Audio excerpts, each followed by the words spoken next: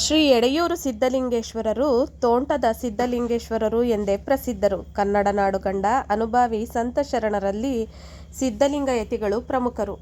ಇವರು 16ನೇ ಶತಮಾನದಲ್ಲಿ ಜೀವಿಸಿದ್ದರು. ಈ ಶತಮಾನದಲ್ಲಿ ನಾಡು ಕಂಡ ಸುಪ್ರಸಿದ್ಧ ಲಿಂಗಾಯತ ಶಿವಶರಣರು, ದಾರ್ಶನಿಕರು ಮತ್ತು ಯೋಗಿಗಳು.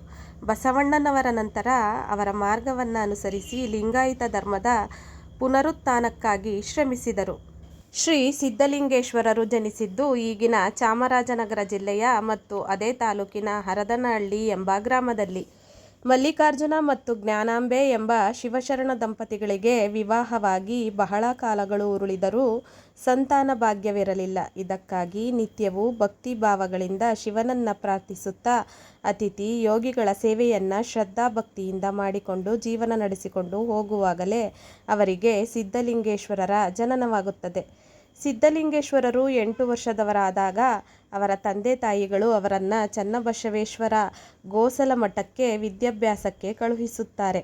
ಆಧ್ಯಾತ್ಮಿಕ ದೈವಿಕ ಜ್ಞಾನಗಳಲ್ಲಿ ತನ್ನ ವಯಸ್ಸಿಗೆ ಮೀರಿದ ಜ್ಞಾನಿಯಾಗಿದ್ದ ಬಾಲಕ ಸಿದ್ಧಲಿಂಗನನ್ನು ಕಂಡು ಗುರು ಚನ್ನಬಸವೇಶ್ವರರು ಆಶ್ಚರ್ಯಚಕಿತರಾಗುತ್ತಾರೆ. ಗುರುಗಳು ಕೂಡಲೇ ಬಾಲಕನಿಗೆ ಸನ್ಯಾಸತ್ವ ದೀಕ್ಷೆ ನೀಡಿ ತಮ್ಮ ಶಿಷ್ಯನನ್ನಾಗಿ ಸ್ವೀಕರಿಸುತ್ತಾರೆ. ಹಳೆಯ ಗುರುಕುಲ ಪದ್ಧತಿಯಲ್ಲಿ ತರಗತಿಗಳಿಗೆ ಹಾಜರಾಗಿ ಪಡೆಯುವ ಜ್ಞಾನಕ್ಕಿಂತ ಲೋಕಸಂಚಾರ ಮಾಡುತ್ತಾ ಗಳಿಸುವ ಜ್ಞಾನ ಮಹತ್ತರವಾದದ್ದು ಎಂಬ ನಂಬಿಕೆ ಇತ್ತು.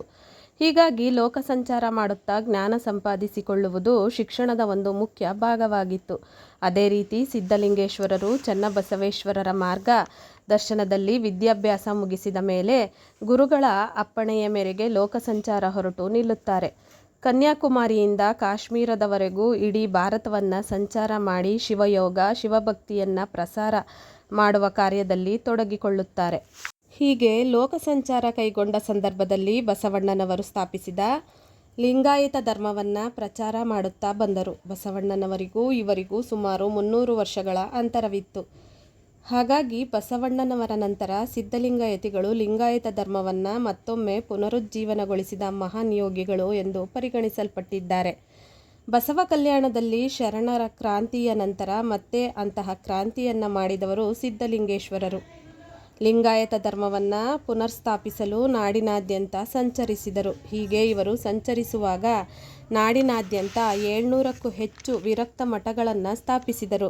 ಅಷ್ಟೇ ಅಲ್ಲದೆ ನಾಡಿನಾದ್ಯಂತ ಇವರಿಗೆ ಹಲವಾರು ಶಿಷ್ಯರಿದ್ದರು. ಅವರಲ್ಲಿ ಪ್ರಮುಖರು ಗದಗಿನ ಸಿದ್ಧಲಿಂಗ ಸ್ವಾಮಿಗಳು, ಸಿದ್ಧಗಂಗಾ ಮಠದ ಶಿವಕುಮಾರ ಸ್ವಾಮಿಗಳು, ಸುತ್ತೂರು ಮಠದ ಘನಲಿಂಗ ದೇವರು ಶಿವಯೋಗಿಗಳು, ಮಹದೇಶ್ವರ ಮಠಗಳ ಸ್ವಾಮಿಗಳು ಎಡೆಯೂರು ಸಿದ್ಧಲಿಂಗೇಶ್ವರರ ಶಿಷ್ಯ ಪರಂಪರೆಗೆ ಸೇರಿದವರಾಗಿದ್ದಾರೆ. ಎಡೆಯೂರು ಸಿದ್ಧಲಿಂಗೇಶ್ವರರ ಜನ್ಮಸ್ಥಳವಾದ ಹರದನಹಳ್ಳಿಯು ವೀರಶೈವ ಪಂಥದಲ್ಲಿ ಬಹು ಮುಖ್ಯವಾದದ್ದು. ವೀರಶೈವ ಮಠಗಳಲ್ಲಿ ಒಂದಾದ ಶೂನ್ಯ ಸಿಂಹಾಸನ ಪರಂಪರೆಯ ನಿರಂಜನ ಪೀಠ ಈ ಹರದನಹಳ್ಳಿಯ ಮೂಲದ್ದೇ. ಆ ಮಠ ಜನಸಾಮಾನ್ಯರಿಂದ ಹರದನಹಳ್ಳಿ ಮಠವೆಂದೇ ಕರೆಸಿಕೊಳ್ಳುತ್ತದೆ. ಅನಾದಿ ಜ್ಞಾನೇಶ್ವರರು ಈ ಮಠದ ಪ್ರಥಮ ಪೀಠಾಧಿಪತಿಗಳು.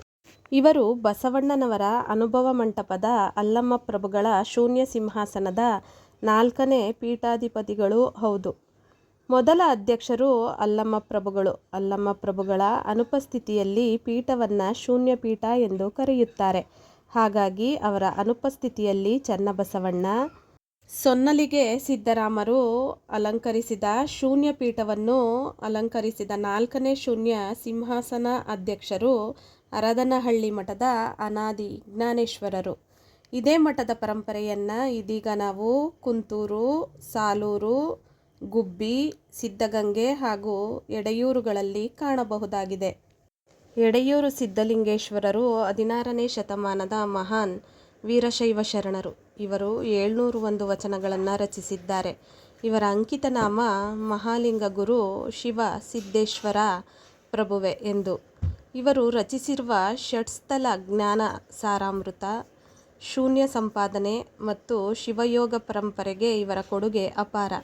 ಇವರ ವಚನಗಳು ಕನ್ನಡದಲ್ಲಿ ಶಿವತತ್ವ, ಆಚಾರ, ವಿಚಾರ ಮತ್ತು ಅನುಭವವನ್ನು ಬೋಧಿಸುತ್ತವೆ. ಇವರ ವಚನ ಶೈಲಿಯು ನೇರ, ಸರಳ ಮತ್ತು ಅನುಭಾವಿಕವಾಗಿರುತ್ತದೆ. ಅಷ್ಟೇ ಅಲ್ಲದೆ ಗುರುವಿನ ಮಹತ್ವ, ಶಿವಯೋಗದ ಶ್ರೇಷ್ಠತೆ ಮತ್ತು ಜಂಗಮರಗಳೆಗಳನ್ನು ತಮ್ಮ ಸಾಹಿತ್ಯದಲ್ಲಿ ಹಾಡಿ ಹೊಗಳಿದ್ದಾರೆ.